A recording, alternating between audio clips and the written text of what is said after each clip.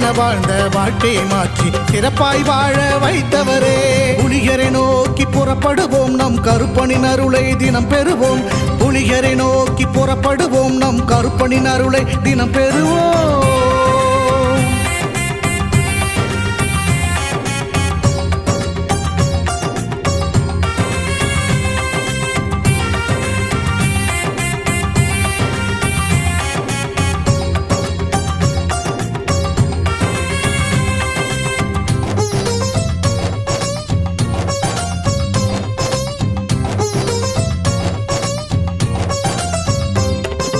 தங்கமும் வைரமுமாய் வீட்டில் தங்கிடும் என்றே ஆசியும் அவர் தந்தார். உன்னுடன் நான் இருப்பேன் என காட்சியை தந்து வரமும் எனக்களித்தார்.